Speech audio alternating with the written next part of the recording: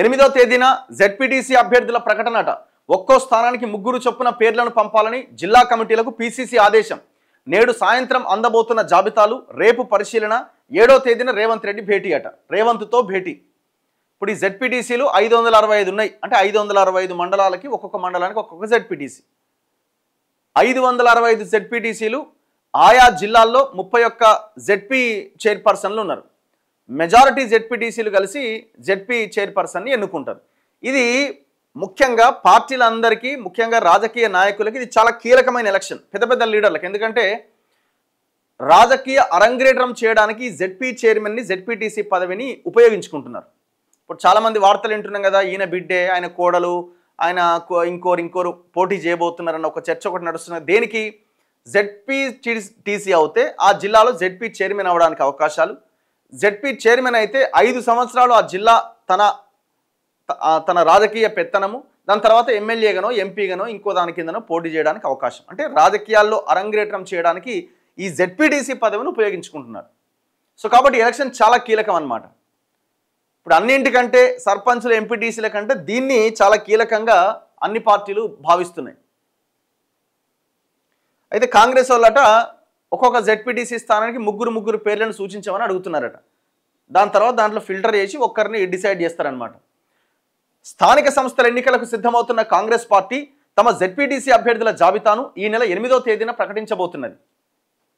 ఈ అభ్యర్థులను రాష్ట్ర స్థాయిలో పీసీసీ ఖరారు చేయబోతున్నది. అసలు ఎలక్షన్లు అయితే కావరు నాయన అంటే మళ్ళీ ఇప్పుడు ఇదో హడావుడి. మీకు జనరల్ ఈ క్వశ్చన్ రైజ్ అవుతుంది కదా, అసలు అది హైకోర్టులో పిటిషన్ ఉంది, సుప్రీంకోర్టులో పిటిషన్ ఉంది, కోర్టు ఏం చెప్తుందో ఏమో కానీ వీళ్ళ పని వీళ్ళు చేసుకుంటూ పోతున్నారన్న ఒక అనుమానం అవుతున్నది. కాకపోతే వీళ్ళు ఏంటంటే, మేము ఎక్కడ ఆగలేదు చూసిరా, ఎక్కడైనా మేము స్టెప్ బ్యాక్ వేసినామా, నిలబడ్డామా, మేము ముందుకు వెళ్తూనే ఉన్నాం కానీ అడ్డుకున్నారు దీన్ని అని చెప్పుకోవడానికి అవకాశంగా ఇట్లాంటి హడావుడి వాతావరణాన్ని క్రియేట్ చేస్తున్నారు. అంతకుమించి సింపుల్ ఏం లేదు. ఎంపీటీసీ, సర్పంచ్, వార్డు సభ్యులుగా పోటీ చేసే అభ్యర్థుల పేర్లను డీసీసీల స్థాయిలోనే పరిశీలించి ప్రకటిస్తారట. అయితే జెడ్పీటీసీ సభ్యులుగా పోటీ చేసేందుకు అర్హులను గుర్తించి ఒక్కో స్థానం నుంచి 3 పేర్లతో జాబితాను ఆదివారం సాయంత్రానికి పంపాలని ఆయా జిల్లా పార్టీ కమిటీలను పీసీసీ ఆదేశించింది.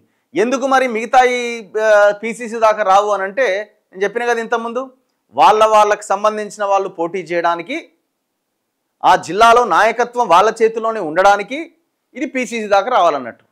అంతకుమించి ఏం లేదు. జెడ్పీటీసీ సభ్యులుగా పోటీ చేసేందుకు అర్హులను గుర్తించి ఒక్కో స్థానం నుంచి 3 పేర్లతో జాబితాను ఆదివారం సాయంత్రానికి పంపాలని ఆయా జిల్లా పార్టీ కమిటీలను పీసీసీ ఆదేశించింది. ఆ విషయంలో ఆయా జిల్లాల ఇన్ఛార్జ్ మంత్రులు, జిల్లా మంత్రులు, స్థానిక ఎంపీ, ఎమ్మెల్యే, ఎమ్మెల్సీ తదితర సీనియర్ నేతల అభిప్రాయాలు పరిగణలోకి తీసుకోవాలి అని సూచించింది. స్థానికంగా మంచి పేరు, అందరినీ సమన్వయం చేసుకునే నేర్పు కలిగి పార్టీ సిద్ధాంతాల పట్ల అంకిత భావంతో పనిచేసే నాయకుల పేర్లు సూచించాలని పేర్కొన్నది. స్థానిక ఎన్నికల్లో బీసీలకు 42% రిజర్వేషన్లు కల్పిస్తూ రాష్ట్ర ప్రభుత్వం తీసుకున్న నిర్ణయానికి అనుగుణంగా ఆయా ప్రాంతాల్లో బీసీ నాయకత్వాన్ని బలపరిచేలా ఈ జాబితా ఉండాలని తెలిపింది. ఆయా జిల్లా ఇన్ఛార్జి మంత్రుల నేతృత్వంలో జరిగిన పార్టీ ముఖ్యుల సమావేశాల్లో ఏకాభిప్రాయంతో ఆమోదించిన పేర్లతో రూపొందించిన జాబితాలు ఇప్పటికే పీసీసీకి చేరినట్టు తెలిసింది. ఇక ఎంపీటీసీ, సర్పంచ్, వార్డు సభ్యులకు సంబంధించి ఎమ్మెల్యేలు, మండల స్థాయి కమిటీల అభిప్రాయాల మేరకు 3 పేర్లకు డీసీసీలకు పంపేలా చర్యలు తీసుకోవాలని టీపీసీసీ అధ్యక్షుడు మహేష్ కుమార్ గౌడ్ పార్టీ నేతలను ఆదేశించారు. ఆదివారం సాయంత్రం వరకు ఆయా జిల్లాల నుంచి అందిన జెడ్పీటీసీ అభ్యర్థుల జాబితాలను సోమవారం రాష్ట్ర స్థాయిలో పరిశీలించి ప్రాధాన్యతా క్రమంలో సవరిస్తారట.